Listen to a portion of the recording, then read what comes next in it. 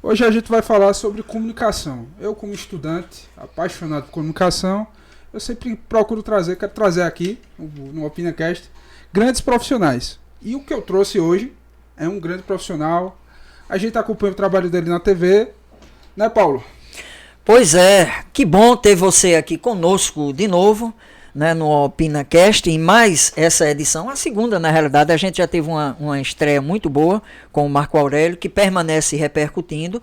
Hoje também é um dia interessante por conta da escalação da seleção brasileira, né? Então o pessoal aí está acompanhando. Saiu reclamando hoje à tarde, né? Não, o pessoal estava reclamando da questão do Daniel Alves. Está muito velho. Você acha que está velho? 41 anos é velho? Eu não acho, não. Eu acho que a gente não deve perder tempo e entrar logo aí nesse papo, não é, com o Paulo Magrini. Quem sabe até a gente, quando chegar mais pertinho da Copa do Mundo, não sei se a gente traz alguém para também tocar nesse assunto, mas hoje o papo é comunicação social, colunismo social, um grande evento aí que acontece todo final de ano e que esse ano tem mais uma edição, inclusive é a primeira presencial, não é isso? Paulo, uma honra tê-lo aqui conosco, seja muito bem-vindo. A gratidão é minha, né, estar com vocês. Assim que cheguei aqui no estúdio, eu já gostei do nome, não é? Assim, a marca, do que vocês entregam. Porque quando não se falar de comunicação, ao meu xará Paulo, a você e toda a equipe aqui, a opinião está ligada diretamente a esse universo que é, como diz o latim, o comunicare, né? O objeto principal das nossas relações no universo é uma contínua comunicação. E às vezes a gente chega assim e diz o seguinte: não, a comunicação é objeto de tal espaço do universo social. A comunicação pertence a esses colegas, esse grupo que estuda o radialismo, o jornalismo, quando na verdade o universo da comunicação ele está dentro de um todo, né? O universo ele intracomunica, né? Eu lembro do curso da época do colégio, comunicação e expressão, que era em língua portuguesa, né? Depois eu fui para fazer um curso meu primeiro curso de formação foi na área do curso de letras, né? Que tem como base, na base epistemológica, né, a nossa língua mãe, o português, e o quanto que é difícil, né? A nossa língua, tida como uma das línguas mais difíceis, vindo do Lácio, uma língua linda, poética, maravilhosa, e tanto é que dedicamos 8 anos para o estudo básico dentro do curso de formação superior, para que a gente tenha habilitação em licenciatura em língua portuguesa. E aí eu fico lembrando do universo da língua portuguesa básica nos 8 períodos, né? E você vai notando o quanto isso quanto tem um peso. Meu Deus, eu escolhi o curso correto para fazer radialismo na época. E vocês obviamente vão fazer esse questionamento. Nós começamos o sonho em 2016 e em 1986. E no ano de 1987 estava eu, não é, estreando no universo do rádio, né? E eu era aluno do 2º grau, na época, não era ensino médio, era o 2º grau, eu fazia o curso de contabilidade, e eu fico lembrando que para fazer a ideia de se você ser um comunicador de rádio, à época, você precisava, havia uma regra, falar bem, né? Você precisava ler bem os textos, as notícias, você precisaria falar.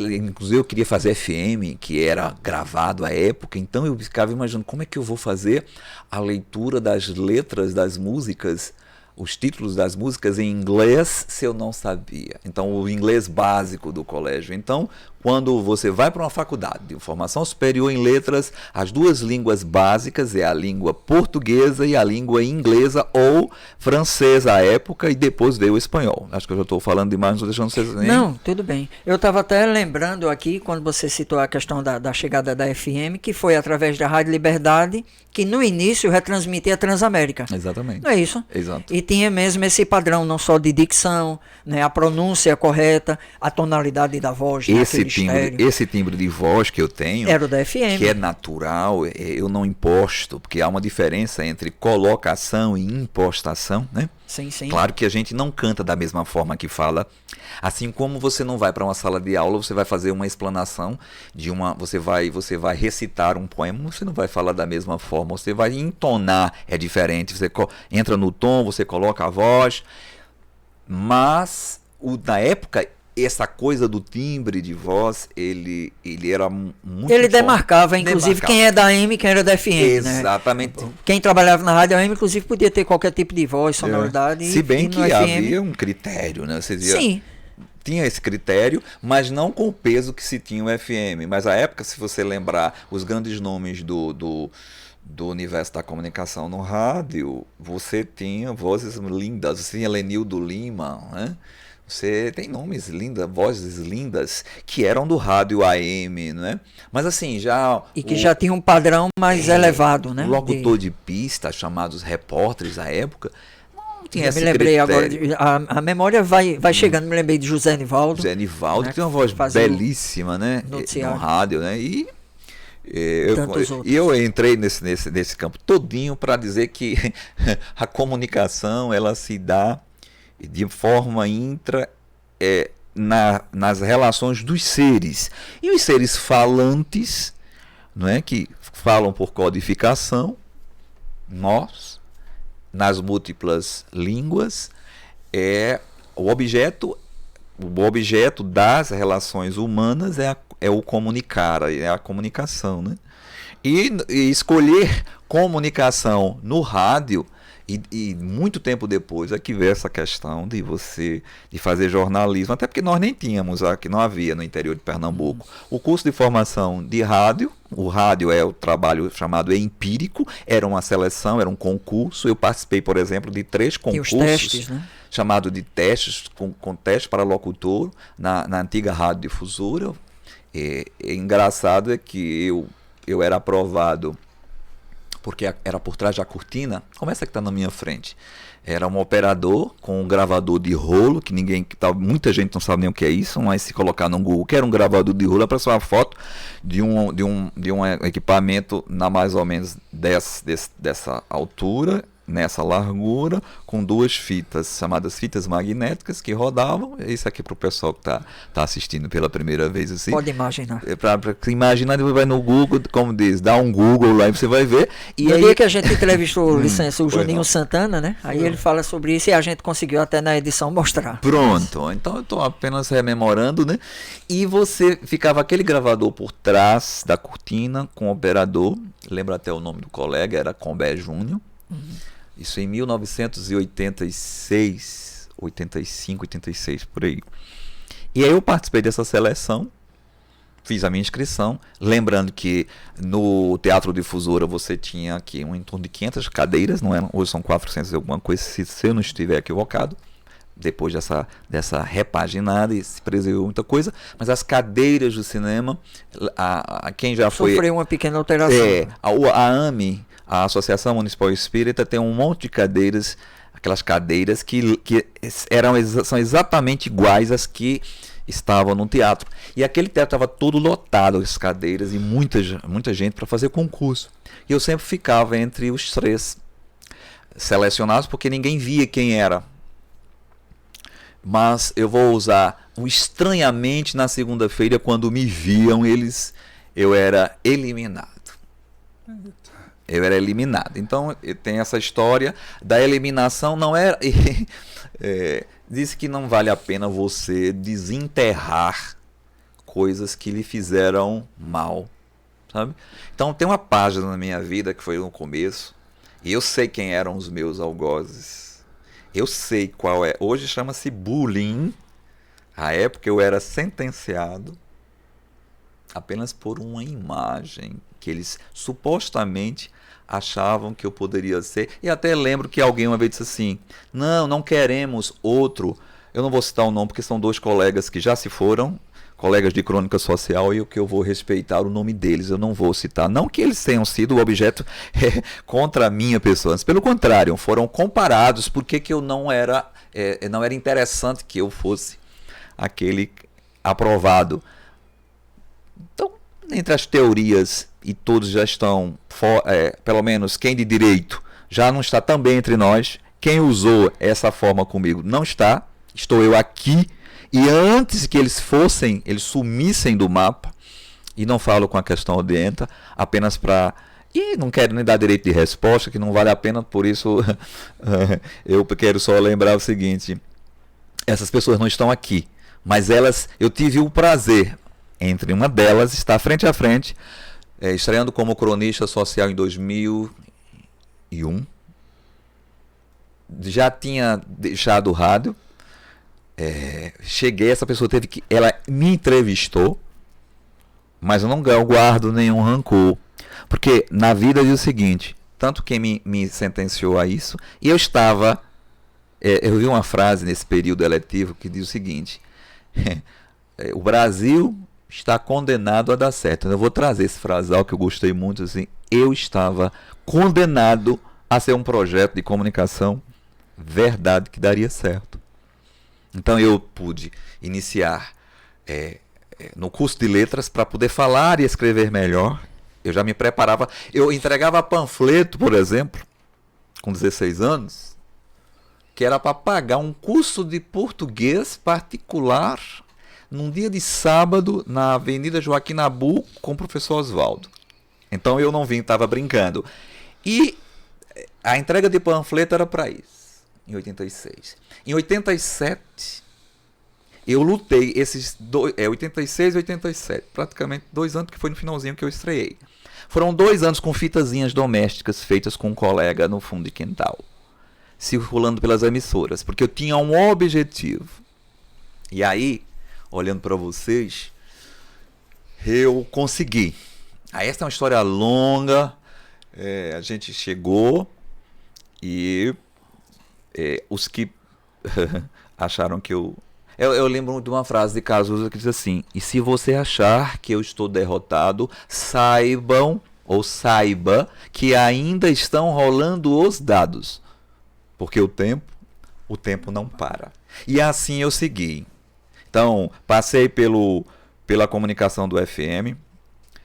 Na época não era cronismo que eu queria, como esses ironizaram, como se isso fosse algo de segunda categoria, que para eles assim o era, como a ideia de cronismo, para muitos ainda no meio, acha que é colocada de forma para baixo.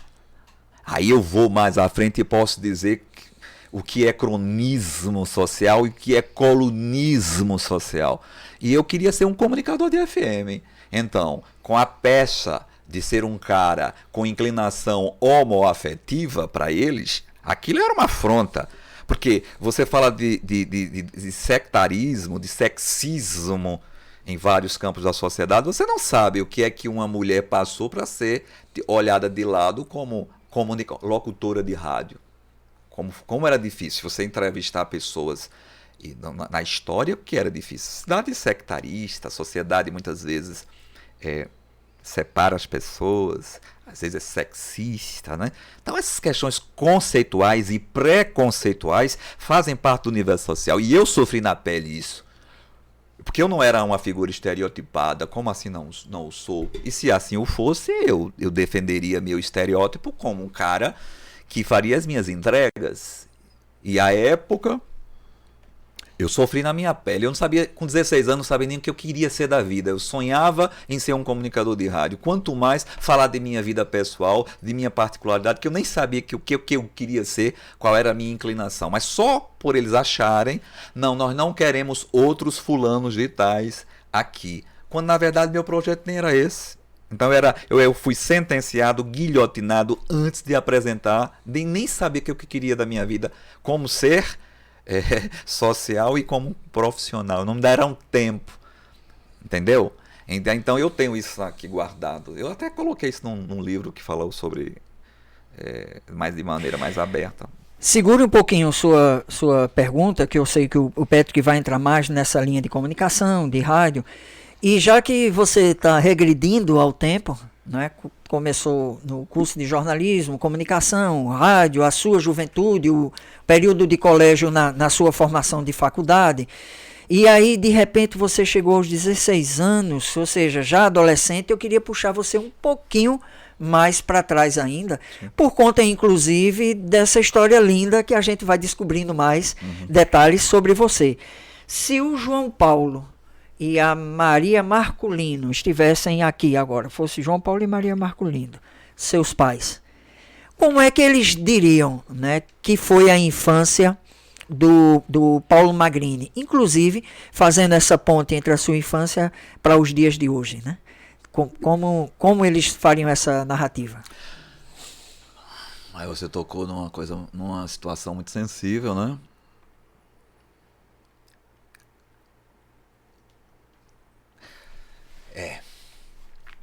Eles diriam que, como ela disse para mim várias vezes, na minha primeira crise afetiva, já aos 22 anos, lá na frente, em que eu queria jogar tudo pro alto, em 1991, minha primeira frustração, a minha mãe olhou para mim e disse assim: meu filho, segunda-feira você volta para o rádio, né? Eu estava praticamente em depressão. Foi meu primeiro enfrentamento de uma perturbação afetiva. E ela olhou para mim com a sabedoria, com a simplicidade de uma feirante, meu pai sapateiro, uma mulher de fibra maravilhosa, que felizmente eu sou comparado a ela. Quando as pessoas dizem, você lembra a elegância de sua mãe, você tem o porte, até meus traços físicos lembram minha mãe. E ela olhou para mim assim, disse assim: olha, você lutou tanto, meu filho, por que desistir? Escute, se fulano de tal, ela disse assim, primeiro, amizades, ela sabia qual é a minha linha de vibração já aos 22 anos, eu não tinha 16, mas era uma pessoa que me dava um valor, me fomentava a minha vida, nunca foi invasiva, meus pais nunca foram invasivos, nem eu fui invasivo na vida deles. Em todas as minhas escolhas, as minhas caminhadas, eu sempre achei que deveria honrar pai e mãe. E a honrar pai e mãe não é ser subordinado ao pensamento de pai e mãe, mas é entender o universo que preserva essa honradez, para que teus dias sejam prósperos. Eu nunca esqueci disso. Ela olhou para mim e disse: você lutou tanto. Ele disse: meu filho, amizades começam e amizades terminam. Mas uma coisa você precisa entender: é preciso continuar.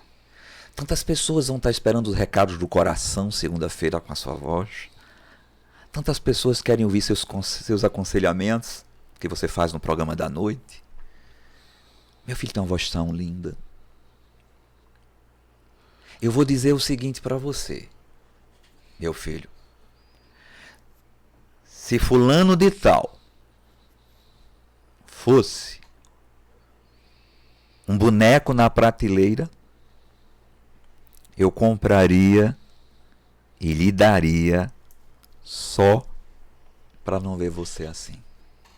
E foi isso que me fez eu sair dessa autopiedade, do processo depressivo, de perda, de ser minuto.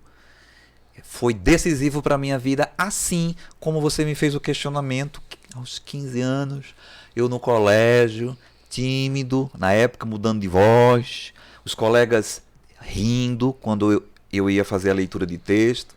E eu nunca me esqueço, professora Alta e professora Adélia foram decisivas, de ter autoridade. Isso aqui ou São Paulo? Aqui, porque você teve uma infância no Instituto São Aqui Paulo. eu já estava aqui no Colégio Mário 7. E eles elas chegarem a dizer para mim, repreender a turma e dizer o seguinte: vamos ouvir o colega. Eu não queria, continue Maurício, que é meu nome, mas eu me chamo Maurício Paulo da Silva, Paulo do meu pai.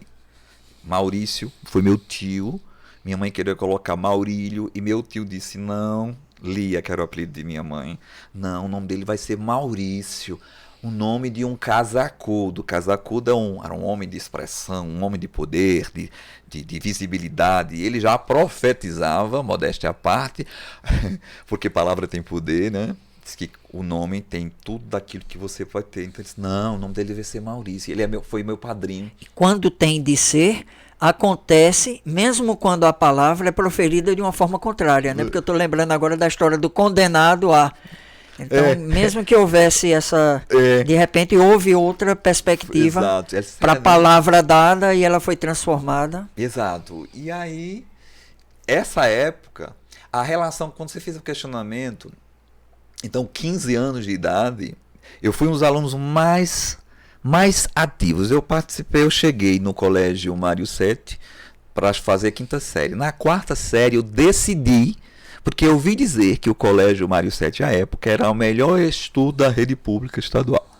Eu era um aluno de 4ª série. Porque desde pequenininho, desde a alfabetização, que eu não tive era PROAP, Jardim da Infância, eu não tive nada disso. Eu fui direto para a 1ª série. Maternal, acho que não teve nada disso. Era escola pública, eu estudei em São Paulo, no colégio estadual Jardim Guarará, Santo André, São Paulo, onde eu morava.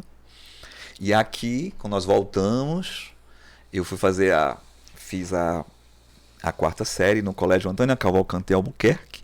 E alguém disse que o colégio e meu irmão já estudava lá e disse: não, é melhor que seja lá. Eu fui fazer a 5ª série. Eu saí andando do colégio do São Francisco, ali do pé do monte, Rua Professor Ferrúcio, Avenida São José, colégio. E eu ia caminhando, atravessava o Campo de Monta ou a ponte de canos do colégio, do bairro Petrópolis, ligando o São Francisco com Petrópolis, e eu ia estudar ali. Então, quando eu cheguei na 5ª série, fui um aluno proativo, um aluno que participava do pelotão de saúde. Quando os meninos caíam, iam para o gabinete dentário, que o nome era gabinete dentário, a gente colocava um mertiolate, fazia um curativozinho, eu era voluntário. Eu tinha uma namoradinha, que ela era minha namorada fictícia, porque eu namorava, ela não sabia que eu namorava. Eu era apaixonado por ela, eu tinha 12 para 13 anos de idade, e eu fui para o pelotão de saúde só porque ela estava lá. Né? E eu achava aquela mulher era a coisa mais linda, aquela garota, né? E você vê que você está com 12, 15 anos, está se descobrindo na sua vida, tá? Então essa questão é muito perigosa, essa coisa de você criar políticas de formatação para a criança, porque é uma construção, porque o processo de educar é de casa, não é do colégio. Essa história de eu sou educador, não sou educador coisa nenhuma.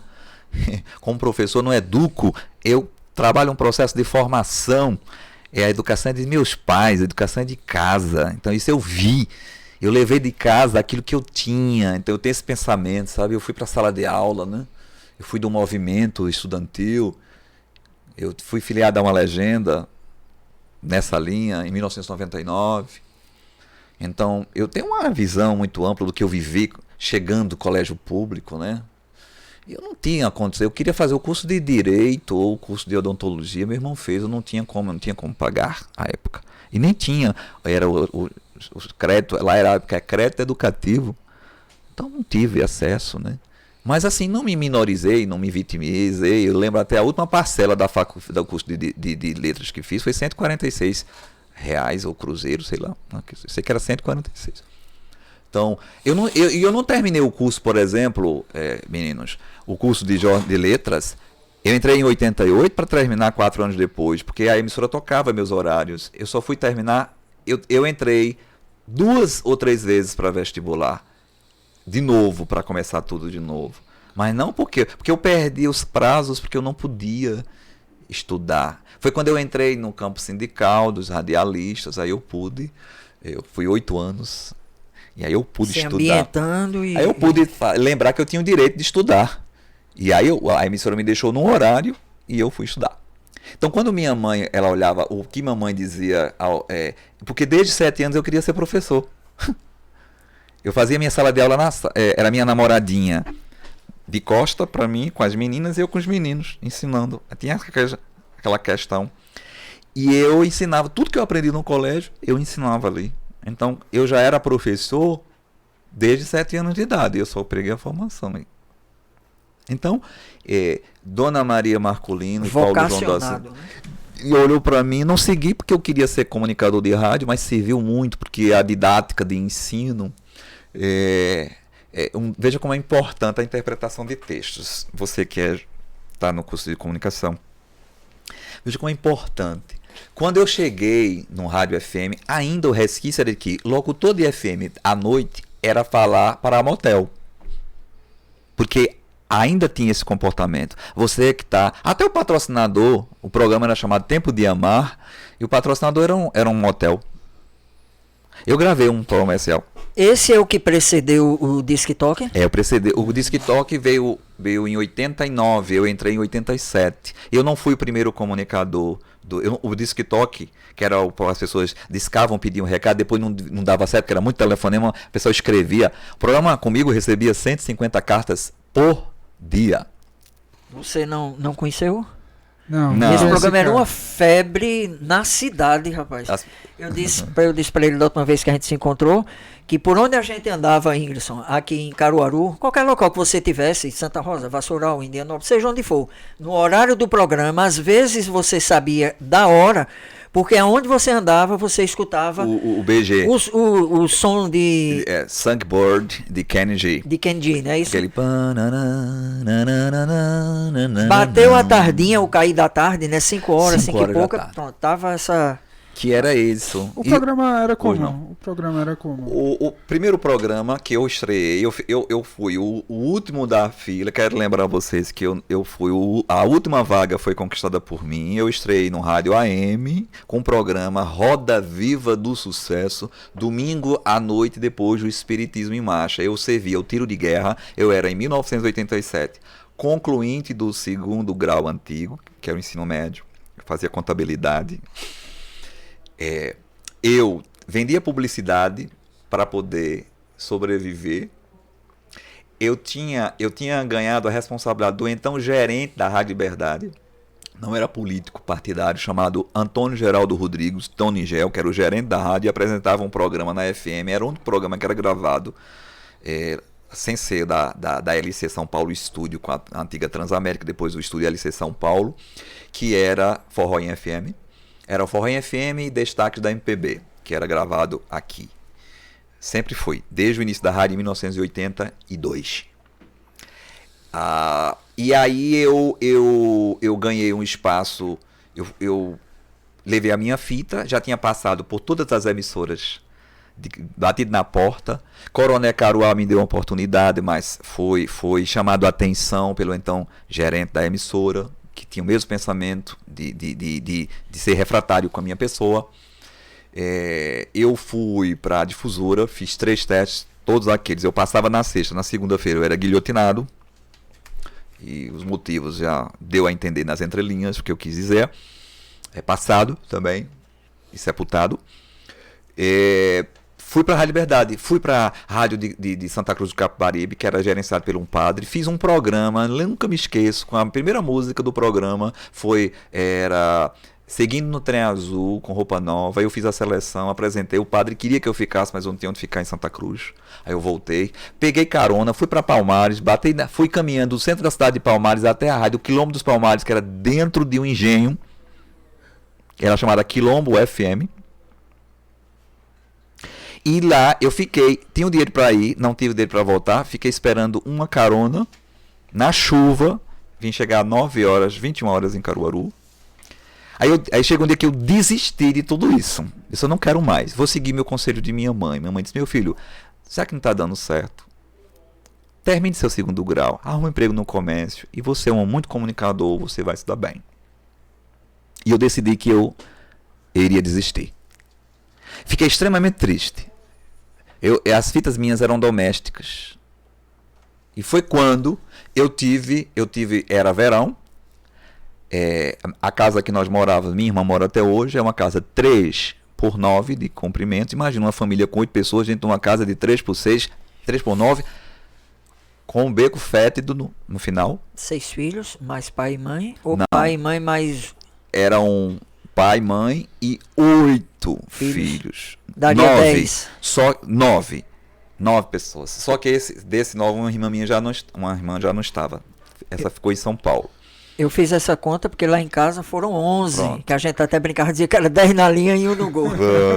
Aí, para não ser muito prolixo, eu para estudar, eu ia para a casa de cultura ou ia para a biblioteca do colégio. Eu pulava o muro do colégio não para fazer estripulias, como dizia, era para eu poder entrar na sala. Inclusive eu comia a merenda que era reservado, que não tinha merenda para de 3 às 7, então já me deixavam o meu almoço ali. Então eu comia, tem a chavezinha do lugar onde estava, comia a merenda e voltava para a sala de aula. A aula era de 3 e 15 horas, eu ia estudar. Eu nunca ia para casa sem revisar tudo, eu nunca ia com dúvida para casa, era o conselho do meu irmão mais velho. Resultado, um dia eu estava extremamente triste, não tinha aula, e era verão, você sabe que uma casa virada para o sol quente da tarde, em verão quente do Agreste, você imagina. Então a gente tinha uma alternativa. Ou ia para a casa da frente, ou ia para o beco. Aí o que eu fiz? Nesse dia eu estava triste, me deu um sono que você nem imagina. Quando eu me percebi, eu estava em cima do Monte Bom Jesus, na pedra.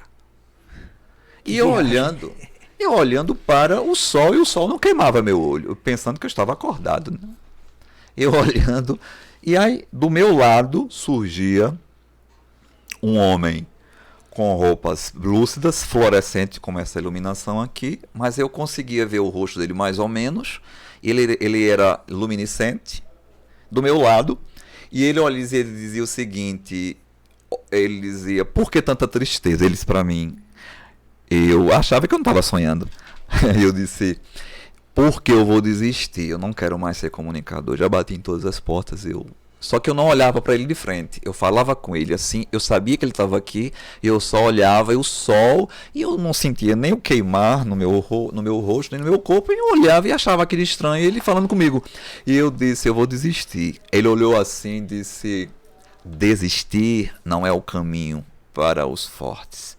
É preciso fraquejar para poder chegar. Olhe para frente. E eu olhei pra frente, eles, tá vendo essa cidade? Depois eu vou saber que aquilo era São Caetano, Belo Jardim, Itacaimbó.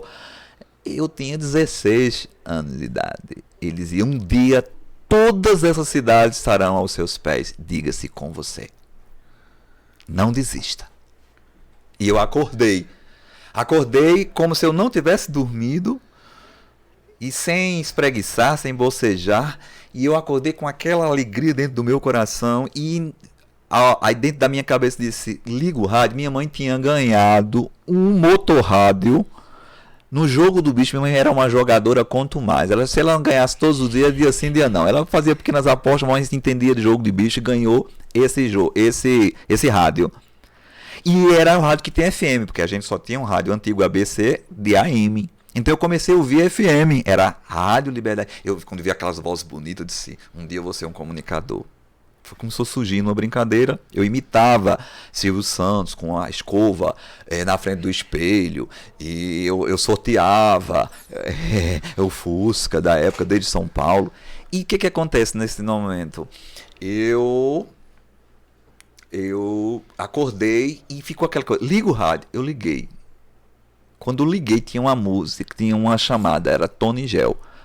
Era Forró em FM, oferecimento, não sei quem, aí era amigos e amigas, de segunda a sexta você escuta aqui na Liberdade 94.7, Forró em FM, com seu amigo Tony Gel. Nunca esqueço disso. E era a vinhetinha. Era a vinhetinha.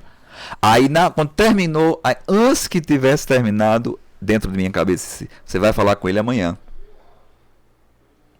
E eu, no outro dia, 9 horas da manhã, eu estava na porta da rádio. Nunca esqueço a roupa. Uma camisa que eu tinha comprado pela entrega também daqueles panfletos, ela tinha uma marcazinha chamada, era uma paisagem, tinha 2 tucanos, um sol, e tinha escrito Guam, One. A calça era uma calça cor quase um goiaba, recortada, que foi do meu irmão, que minha mãe foi quem recortou. E as sandálias eram uma imitação da Opanca. E eu com guarda-chuva parecendo Charlie Chaplin. E eu fui bater lá, eu tinha exaurido todas as possibilidades, tinha desistido. E eu fui com minha fitinha na mão. Querem que eu continue ou quer fazer outra pergunta? Eu quero que continue. Vai. Resultado, para encerrar esse ponto, eu cheguei à portaria, ela virou minha amiga depois, mas me tratou muito mal quando eu cheguei. Ela olhou para mim e disse assim, ela sabe o que foi, era o jeito dela. Na verdade, hoje, na minha maturidade, eu entendo que o que ela me tratou era o tipo de trabalho refratário que ela fazia em ser uma recepcionista. O filtro, infelizmente, é assim. Não, porque ela não, tanto é que ela nunca foi uma pessoa má. Ela chegou e disse, diga. Eu disse, eu queria falar com o gerente, com o Tony Gel. Ele disse, quando você chegava, tinha um aquário, é chamado de aquário, um vidro assim, onde tinha a gravadora aqui. Aí ela disse, ele está gravando. Ele disse, eu espero. Disse, vai demorar. Eu espero. E eu fiquei de pé. Ela me deixou 45 minutos na livre. E ele se incomodou com aquilo. Ele gravava, olhava para mim de pé, ela atendendo as ligações. Eu tenho essa cena na minha cabeça. E aí ela disse... Aí ele se incomodou. E abriu a porta do estúdio, parou a gravação e disse... Fulana de tal... o rapaz quer falar com quem? Ela fez... Com você, Tony Gel. Aí ele disse... Por que você não mandou? Mande o rapaz entrar e sentar. Que eu vou atender. Aí fechou, terminou o programa. E eu já estava sentado ali aguardando. Ele foi à sala. Daqui a pouco ele passou o interfone. Nunca lembro, nunca esqueço. A letrinha B. Da linha B. Aí ela fez. Pode entrar, moço. Como é seu nome? Eu disse, Maurício. Ele disse, pronto, seu Maurício. Pode entrar. Ele vai lhe atender. Foi. Aí ele disse, pois não, amigo, tudo bem? Como vai? Tudo bem? Eu que devo a sua visita? Aí eu disse a ele que... Eu contei minha história, que havia sido... já tinha passado por todas essas casas, tinha sofrido... Não entendia por que estavam me tratando daquele jeito, que eles diziam que não queria outro colega, tal colega que estava na rádio como cronista e outro colega de outra rádio, eles não queriam que a história se repetisse comigo. Eu não estou entendendo o que é que eles querem dizer com isso. Por que eu estou sendo comparado com esses colegas, esses rapazes, eu nem sei quem são. Aí ele entendeu. E meu sonho é ser locutor. Aí ele olhou para a minha cara e disse sim, ficou escutando minha história. Eu disse, olha, eu sou formando do curso de contabilidade, eu estou terminando o 2º grau. Eu estou servindo um tiro de guerra. Eu fiz o curso de português assim com o professor para poder falar melhor. Estou me preparando, já passei para o rádio tal. Então, eu contei a história que eu contei aqui a vocês. Aí ele disse, por que você decidiu ser locutor? Eu disse, eu tenho um sonho. Ele disse, qual é o sonho? Eu sou filho de pais simples. Meu pai é um sapateiro, minha mãe uma feirante. E eu tenho um sonho. Ele disse, qual é o sonho? Eu disse, eu quero tirar meus pais do pé do monte.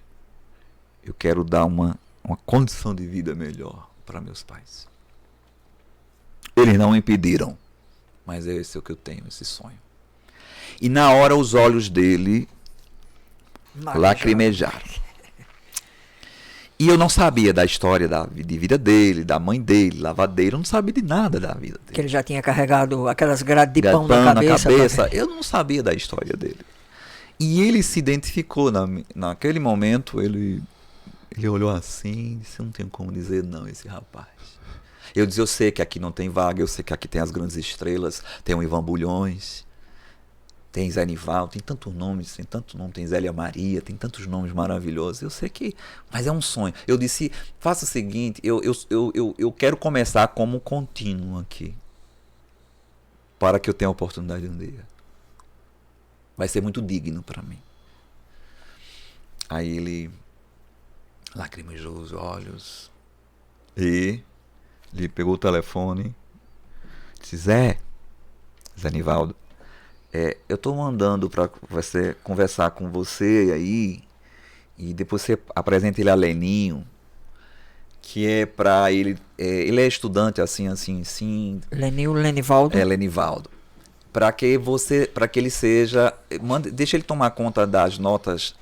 Ele tem um curso de notista faturista, ele tem isso, tem aquilo, mas assim, coloque para ele tomar conta dos achados e perdidos. Tome nota, para ele fazer tome nota. Era um quadro, tome nota, e tinha achados e perdidos. E vamos deixando ele aí, depois a gente conversa. Daí surgiu, tive a oportunidade. Depois surgiu o programa, a vaga do programa.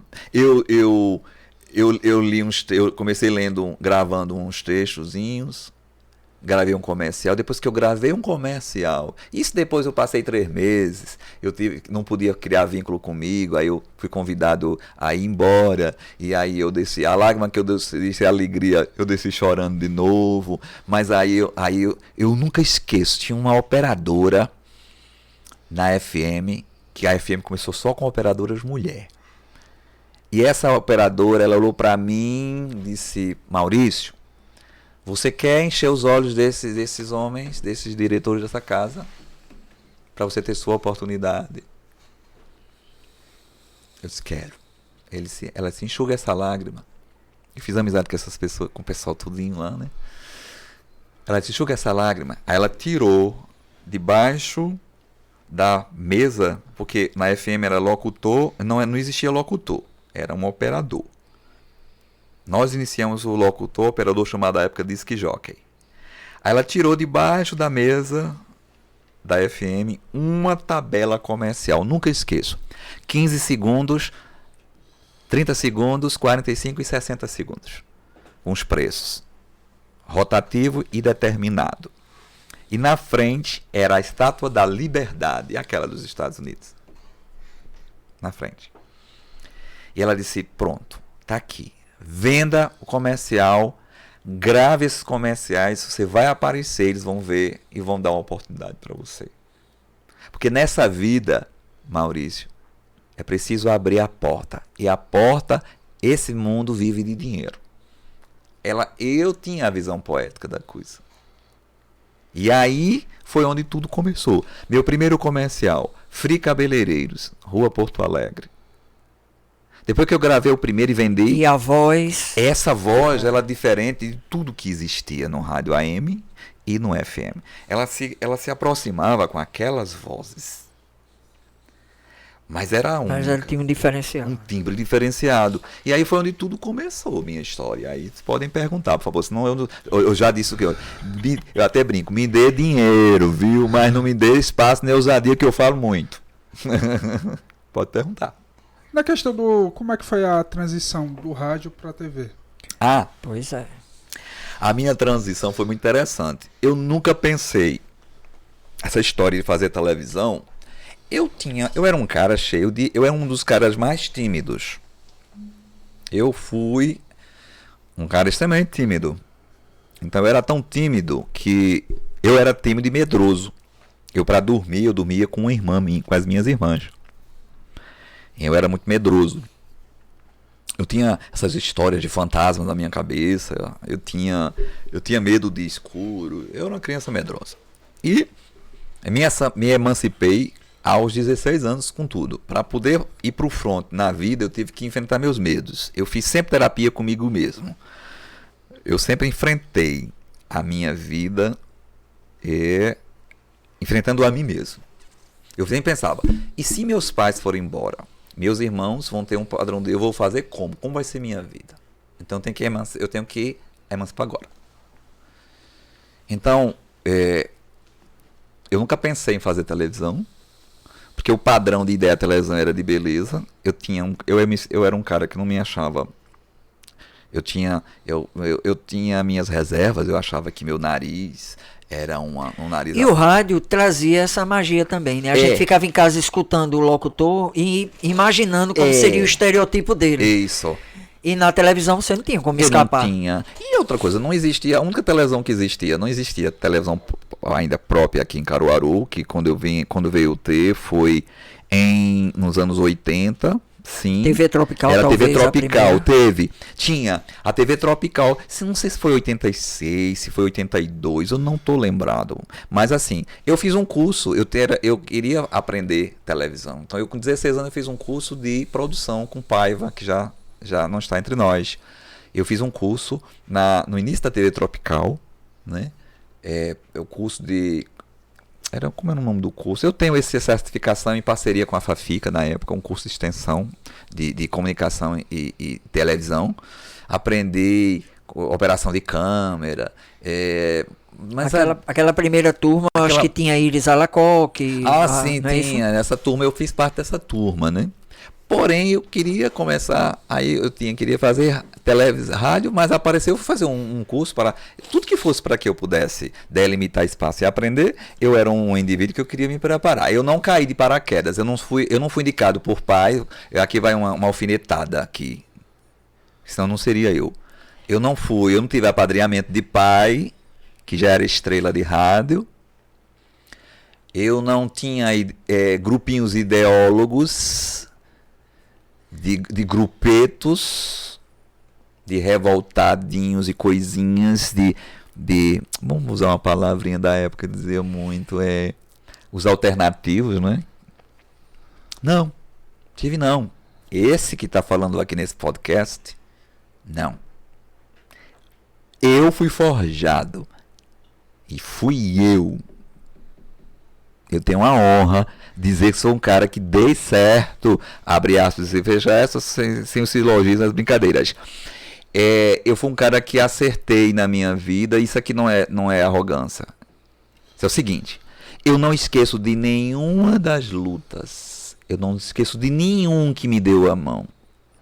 Pode ter certeza. E eu, do mesmo jeitinho que há 34 anos, 34 que eu estou na luta, mas há 36 anos, quando tudo começou, esse cabra que está aqui, ele fazia isso. Do jeito que eu estudar a pé, com aquela bolsa de plástico que você tinha um elástico, que era fininha, assim, eu, com meus livros na cabeça, como fosse, parecia uma rodia, que era para proteger do sol. Quando eu comecei fazendo rádio, eu fiquei no bairro, no espaço onde eu morava, e eu ia caminhando e voltava de meia-noite e meia, e as pessoas diziam, eita, olha, o filho de seu Paulo, ele agora é locutor de rádio.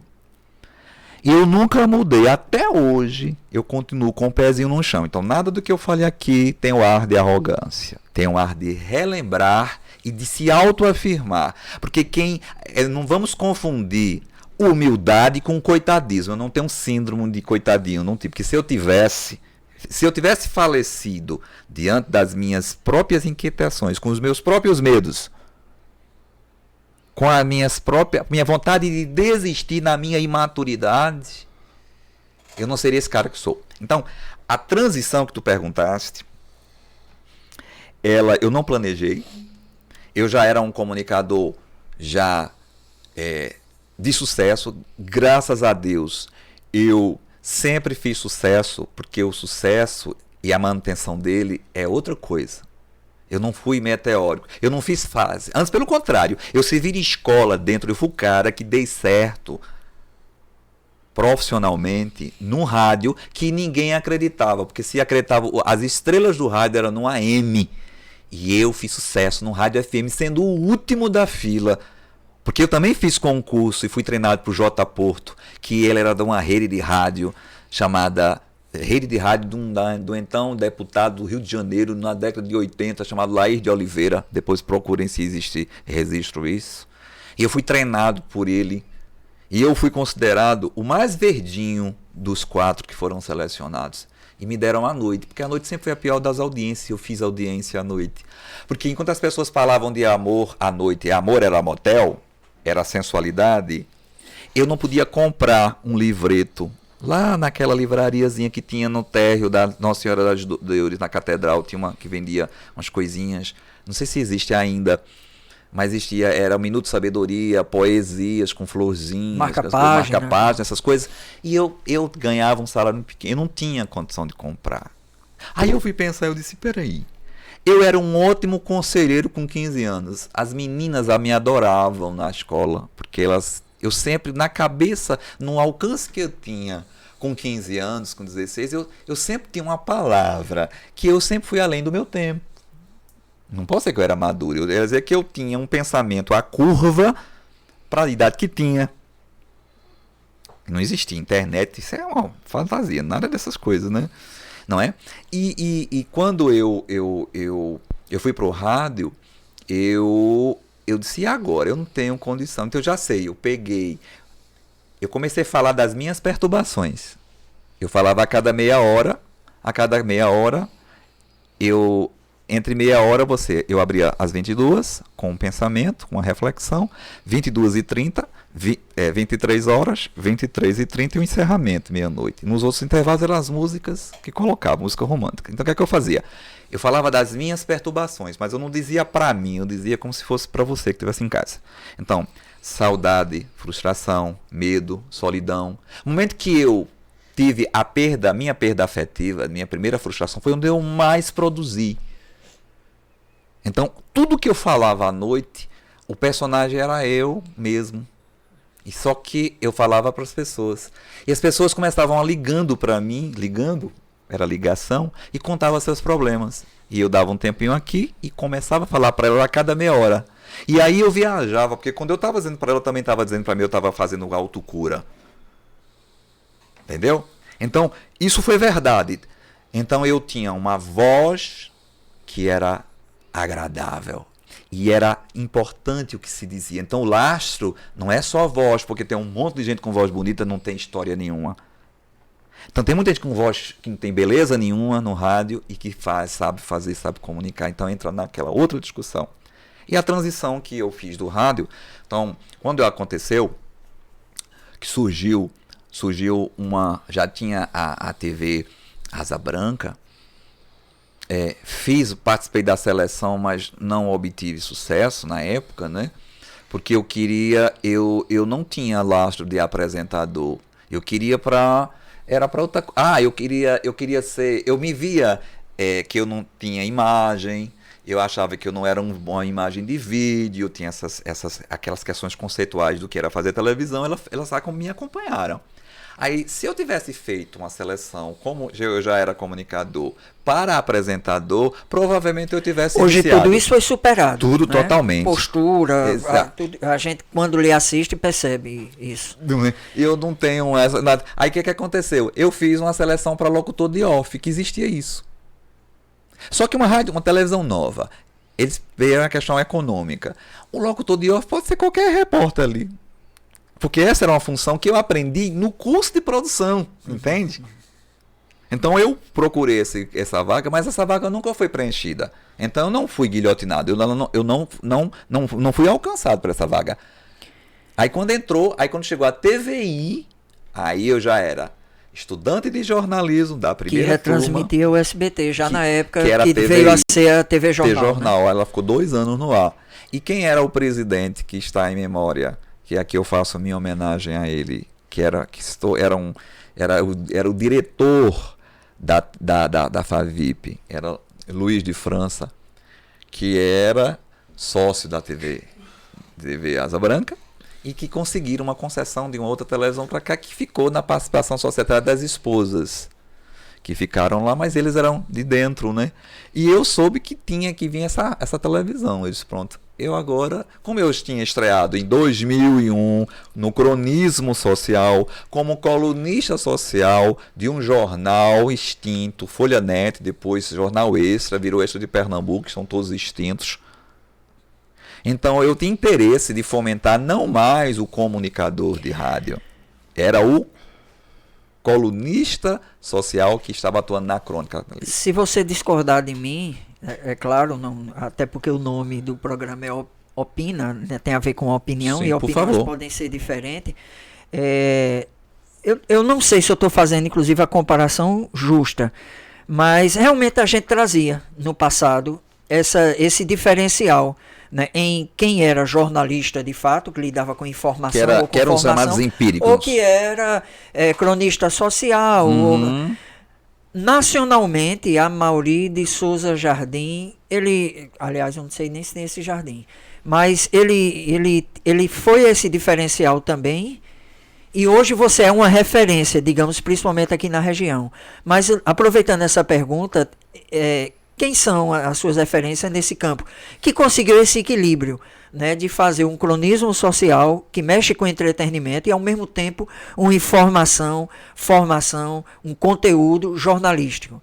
Né? Recentemente eu vi a sua entrevista com o presidente da OAB, né? Periodicamente eu assisto, mas essa mais recente, até porque abordou o atual momento, né, do país, a gente percebe isso, né, esse equilíbrio que você manteve. Você tem razão. Eu, quando eu entrei no cronismo, eu nunca pensei em fazer entretenimento. Primeiro, eu sempre respeitei a história dos meus colegas de crônica, que eram colunistas em o J. Lagos, colunista da própria revista, que era a revista na época chamada, até por incrível que pareça, chamava-se Destaque, a revista dele. Né? Depois virou Sociedade alguma coisa. O Cervantes, eu acho que era Resumo, Cervantes, né? Como cronista, era colunista da própria revista chamada Resumo, já teve um espaço na antiga Rádio Difusora. O Jota era colunista do próprio jornal, da revista, depois virou Jornal do Jota, e era colunista de 10 minutos, J. Lagos Sociedade, na então Rádio Liberdade AM 910. E o Marculino, que foi secretário de Marculino Júnior em memória, todos em memória, e minha homenagem a todos eles, meus precursores de Caruaru, do interior do estado. Ele era auxiliar de Jota, seguiu carreira e era colunista da revista New Look, e depois ele ficou colunista da Agenda Social, que eram 60 segundos, 15, 30, 45 ou 60 segundos, que ficou no lugar de um chamado como era o nome? Era Moisés que apresentava era Vitrine, não sei se era Vitrine, era Magazine, era uma coisa assim, era um minuto de era um informativo publicitário, que quem fazia era Moisés. Aí eles tiveram a ideia de fazer a agenda social para pegar a sociedade, inaugurações de festas, de lojas, de eventos, e pegaram o Marculino. Mas sem nenhum demérito de quem faz isso, até porque eles faziam de forma muito bem feita e marcaram na história, realmente você conseguiu fazer de forma diferenciada. E é Amaury Júnior, né? Eu estava confundindo, coloquei Souza Jardim, que é um escritor de Bento Ribeiro, e eu misturei. Mas no caso, aquele cronismo de Amaury Júnior, que tinha o conteúdo, né? Pronto.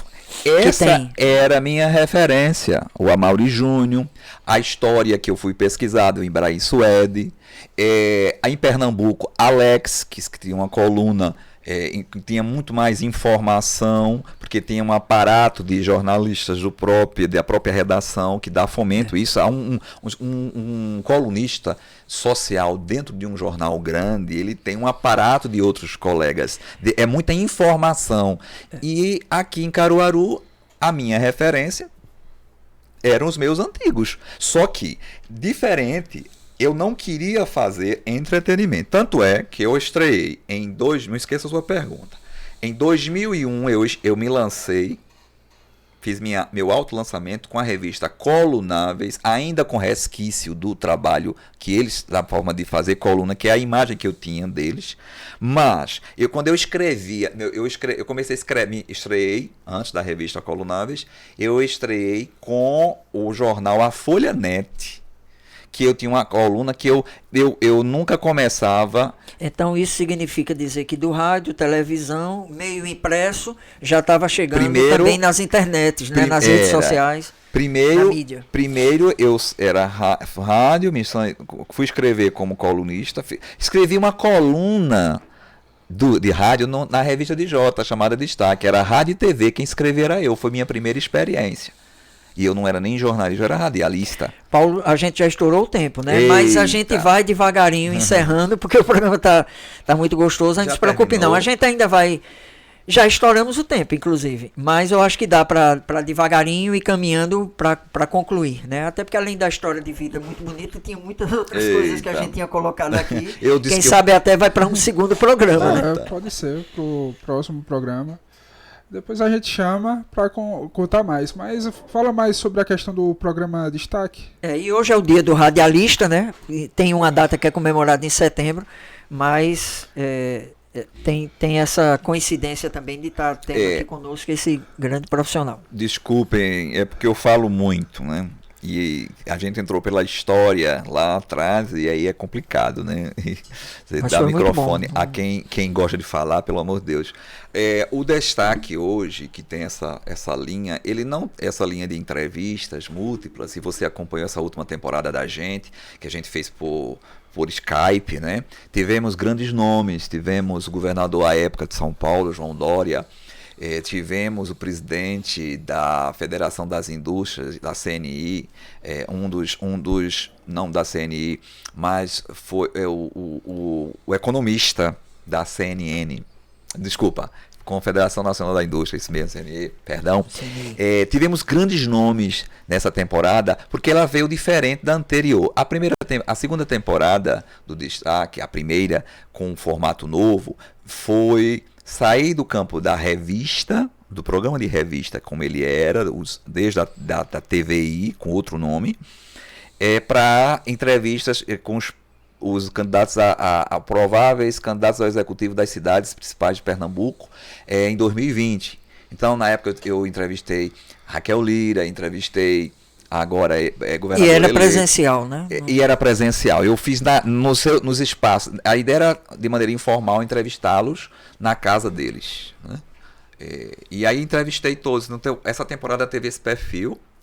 Até inclusive eu usava a camisa assim, assim, não tinha o blazer, não tinha nada, era de uma forma mais informal. Já essa segunda temporada, que foi logo em período pós-pandemia, ainda com algumas restrições, mas já gravando, voltando em 2021, foi uma repaginada que o programa deu, porque o programa veio de um programa de revista. Eu tinha 25 minutos em média, então eu tinha útil 10 minutos de entrevista até 10 minutos de entrevista, que era o quadro do segundo bloco.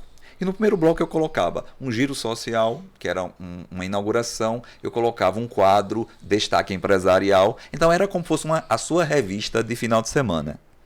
Agora que permanece aos sábados, 7 horas. Ficamos nessa última temporada das 13h30.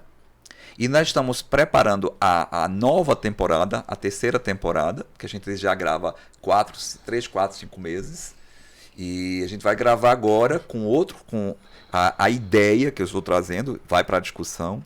Eu sinto falta, agora a experimentação é trazer o Destaque como ele surgiu, desde o Encontro com Você. O Encontro com Você era um programa que havia 4 colunistas sociais, J. Lagos ancorando, eu como repórter social do Giro Social nos eventos institucionais e empresariais em Caruaru, Saulo Paz em Garanhuns, à época, e Dácio Rabelo representando o Sertão.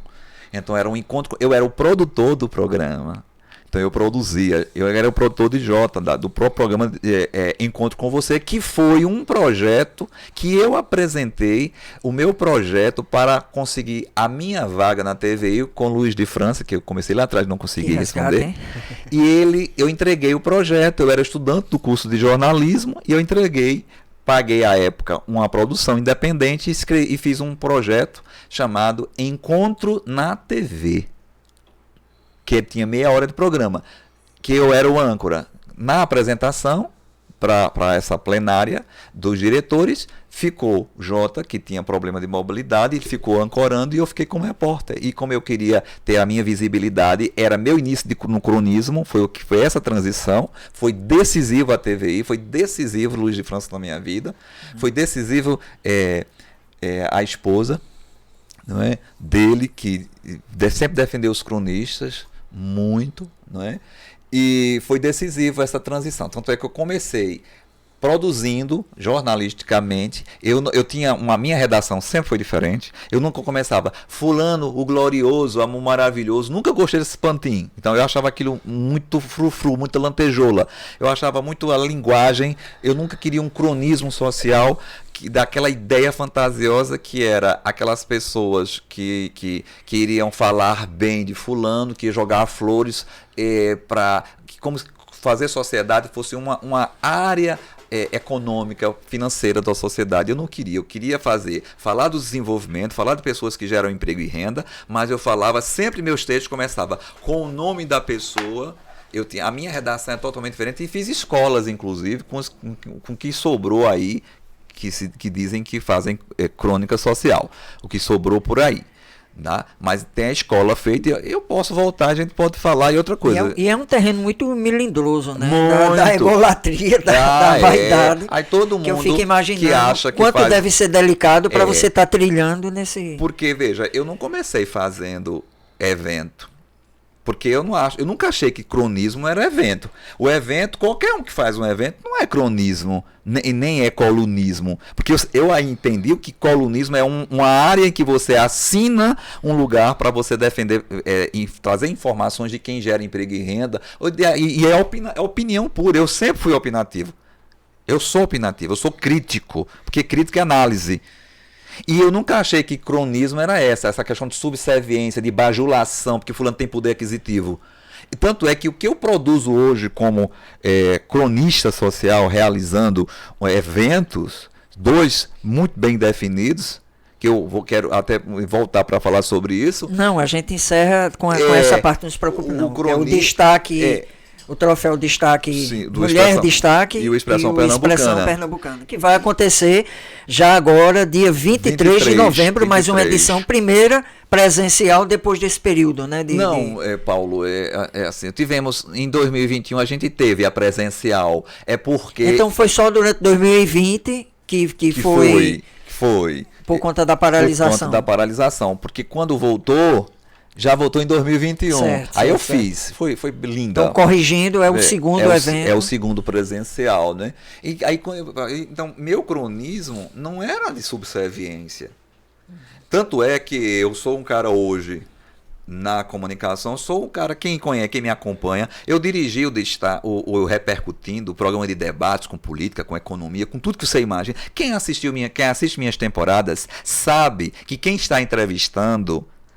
Não é alguém que fala, que vai louvar, porque o cara é governador de São Paulo à época como Dória, que fulano é empresário, eu nunca fui de lá e não sou. Tá massageando o ego. Não eu massageio o ego de ser ninguém, antes pelo contrário. O meu perfil de evento, por exemplo, é quem tem que entregar a Caruaru. Eu não faço festa de arribação, ajuntamento de pessoas, que todo mundo que vai receber um troféu, 4.000 pessoas ajuntando, tudo do meu segmento. Isso pra mim é fanfarrismo. Prêmio fulano, que prêmio? Eu não entrego prêmio nenhum, eu entrego, é uma comenda, e é um por segmento, assim como este blog tem referência que estará entre os lembrados, tá entendendo? Não é porque eu estou aqui não, mas pelo contrário, eu não preciso fazer bajulação para ninguém. É reconhecimento, é marketing corporativo, empresarial, institucional e relacionamento, RP. E eu faço com muita maestria, porque eu não faço subserviência a seu ninguém. Tanto é que os meus homenageados, eles são únicos. Tem história, eu conto histórias. Caruaru me conhece, são 34 anos de comunicação, 22 anos no cronismo, com a minha história, e 18 anos promovendo, tirando 18 anos com aquelas interrupções da pandemia. Entendeu? Aí o pessoal acha que faz uma festa falando cronismo. Cronismo de quê? Vai estudar o perfil dessa pessoa, quem é, qual a vida pregressa que ele tem. A minha história eu construí. Então, e sou um homem que no Repercutindo, eu dirigi, eu produzi o Repercutindo de televisão, fiz parte do Repercutindo da TV Jornal, da rádio, do Rádio Jornal, que agora vai ser FM. Então, a minha história é que se você me colocar para falar, se você for qualquer tema que você quiser, eu vou falar. Sabe por quê? Não é porque eu quero ser o bichão, não. Não é isso não. É porque quem não se constrói não tem como levar pedrada. Porque eu quero levar pedrada mesmo, sabe por quê? Que jogue pedra em mim que eu tenho um couro de aço. Agora você vai ter que jogar pedra com o que você tem, porque se você estiver preparado, você se lasca no popular, como diz no Nordeste, tá entendendo? Não é ser melhor não, é porque a vida é uma preparação. Por exemplo, eu não estou em programas de debates. Se você quer falar de política, eu falo de política. Se você quer falar de economia, vamos falar de economia.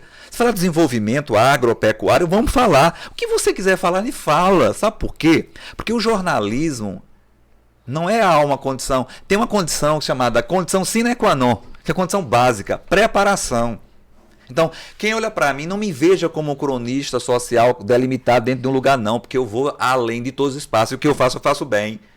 Na hora que eu quis ser um comunicador de rádio, eu fiz história com um comunicador. Quando foi para mexer com o coração, eu mexi com o coração de adolescentes, na época, de adultos.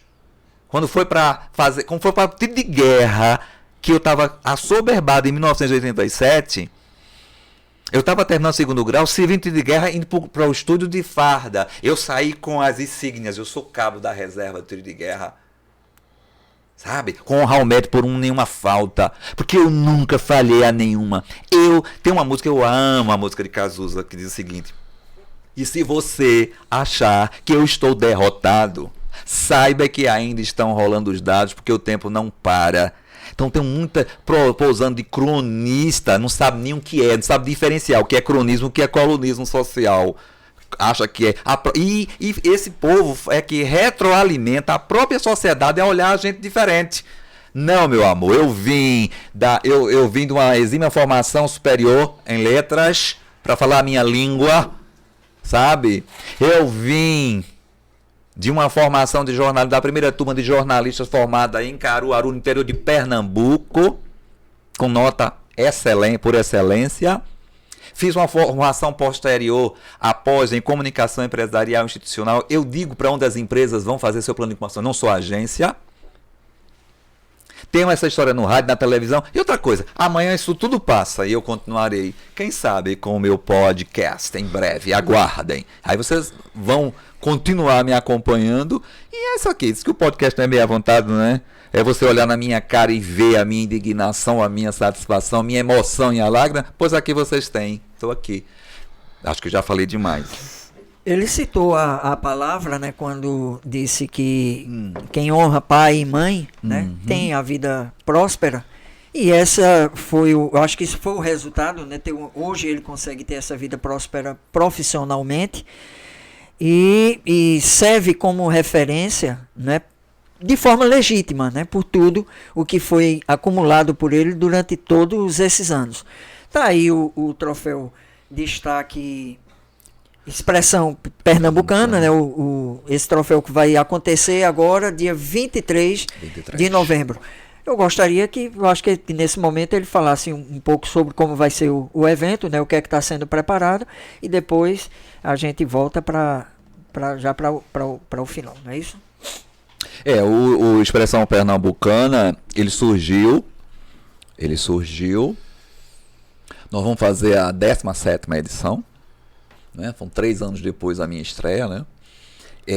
Ele surgiu com o nome de prêmio, porque eu era infantil, eu era imaturo naturalmente, mas já era bem intencionado, já queria à época colocar critério, porque meus colegas já faziam os seus e faziam como histórico, mas eles tinham ainda aquele olhar de que os critérios eram os deles, eu queria ter os meus.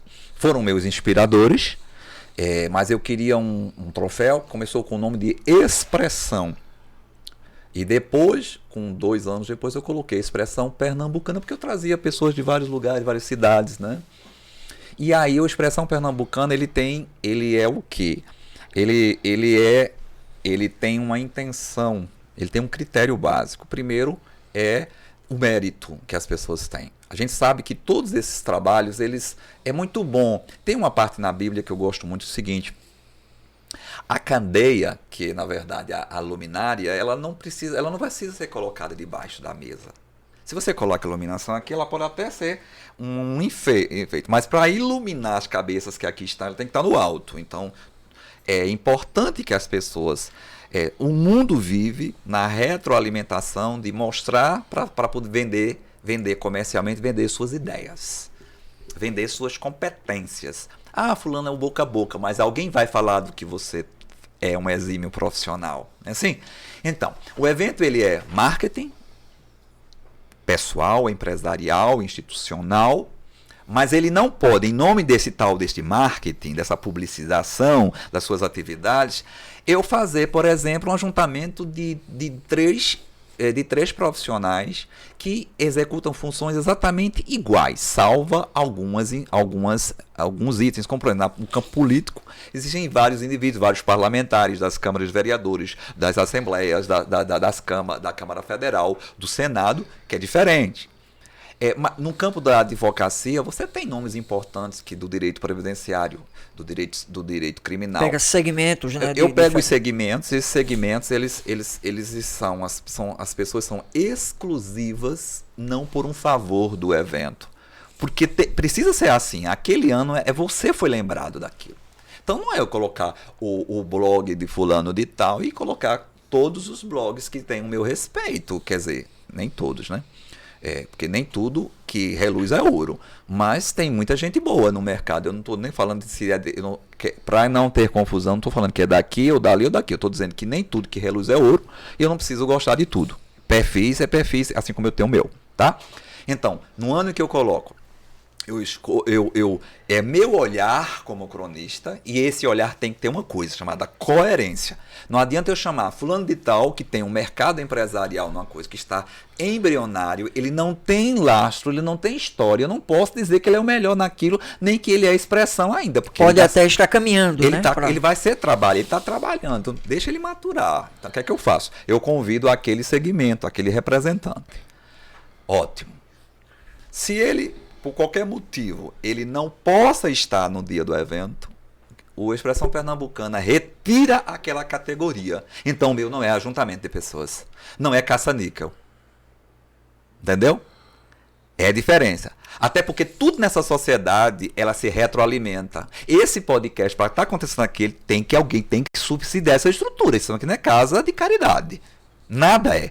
A roupa que se veste, tudo. Então, vamos deixar de hipocrisia quando se falar com alguns idiotas magoados, intencionais, que não sabem, não têm alcance para estar no lugar desse, ou não tem o desapego. Aí olha, quanto é para estar?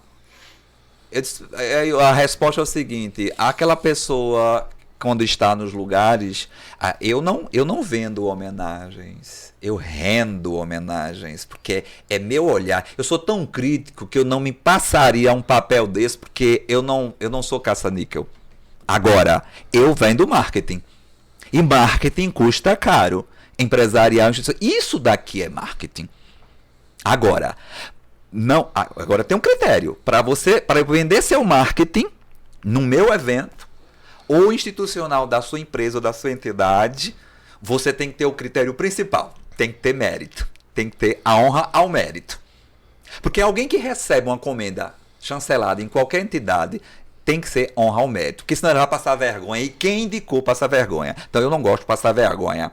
Eu posso até errar, eu erro, mas não proposital. Então, o meu homenageado, seja em qual for, ele tem. Se tem uma ACES UNITA lá, é porque a ACES UNITA tem a história da formação superior em Caruaru. Então, e ela é única naquele lugar. Cada um é único no que está. Então, eu tenho critérios. Então, para que o indivíduo esteja lá recebendo marketing institucional, ele precisa ter o mérito. Então, o Expressão Pernambucana está marcado para dia 23, quarta-feira, dia 23 de novembro, no Centro de Convenções do SENAC, chamado o Centro de Convenções de Caruaru, que é no SENAC, né? Agendamos para as 19 horas, para que as pessoas consigam chegar pelo menos às 20h30, né? Esse ano tem muitas novidades. É um evento, não existe bilheteria, porque não é festa de arribação, tá? São convidados e convencidos a colocar a marca com alguém que tem credibilidade. Respeito todos que adentram esse universo, mas eu sempre digo que o marketing perfeito ou próximo do que é bom, você tem que ver se sua imagem merece estar colada com quem tem mais. Mamãe dizia uma coisa muito importante, eu guardei para sempre. Se junte a uma árvore que dê sombras e dê frutos. Não se junte a um pé de mandacaru.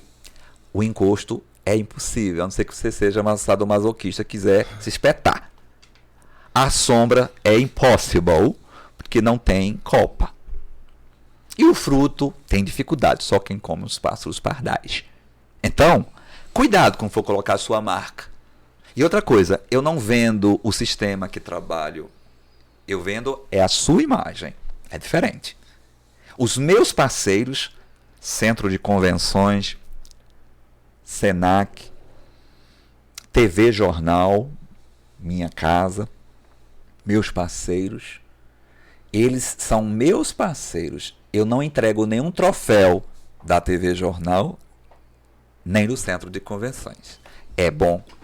Então, quando eu vendo essa ideia para render uma homenagem, eu digo, quem está entregando essa homenagem a você é esse jornalista que tem um histórico de 34 anos, que essa sociedade já conhece. E assim eu tenho feito. Paulo Maurício. Pois contrário. É o contrário? No caso é Maurício. Maurício Paulo da Silva. Maurício Paulo da Silva, depois né? O Paulo Magrini agora. Porque do nome, né? Por causa Mas do nome. ficou o nome artístico. Por causa do nome. Uma alegria e uma honra, né, ter ele. Inclusive foi uma aula, né, de comunicação, de jornalismo, aula de perseverança, e de saber vida, né? correr atrás, de ter objetivo, de insistir e saber aonde vai chegar e como vai chegar. Sempre com um objetivo em mente e com muita força e determinação para conquistar tudo. Porque na vida nada é fácil. É verdade. E é com essa mensagem que a gente termina o programa de hoje. Espero. Não deixa de curtir, dar o seu like, de compartilhar, né? Se inscrever no canal. Eu quero agradecer a vocês. Aproveitar eu tenho esses meus 40 segundos, 30 segundos finais. Porque tem que dizer, viu? Que se não disser, o cabra toma o tempo todinho e tem que aproveitar, ter problema em edição. Quero agradecer a vocês dois, a esta casa maravilhosa, com essa estrutura que nos recebeu, não é? Me dá a oportunidade. Quero só finalizar dizendo que eu não sou uma metralhadora de mágoas, tá? Mas é muito importante você dizer as coisas que pensam com fundamentação para delimitar espaço. Porque tem um monte de gente chegando no teu caminho para fazer a coisa mais fácil. Vender o que não é, copiar o que tu fazes, a cara de pau de copiar o nome do seu evento. Dissimuladamente. Então você precisa dizer. Então, quando chegaram para o Cristo e disseram: Rabi, tu és o mestre. O mestre não se fez de rogado. Sim, bem tu dizes, eu sou o mestre. Paulo Magrini, tu és o mestre no que tu fazes? Repito a voz de um cantor chamado... que ele tinha uma gagueira, que daqui a pouco veio o nome dele. Mas ele não era gago, mas cantado. Como é o nome dele, meu pai? Veio aqui, depois vocês lembram aí. Foi perguntado a ele, Nelson Gonçalves, o senhor se acha o melhor cantor do Brasil? Ele disse, até que me prove o contrário. Então, até que prove o contrário, eu sou a referência no cronismo social de Caruaru. Ou melhor, no interior do estado. Câmbio e desligo. Bom demais, Patrick. Só e com essa mensagem... E o brinde, né? Que tem um brinde. E com essa mensagem, singelo, né? A gente termina esse programa e espero boa semana de trabalho para todo mundo. Tchau.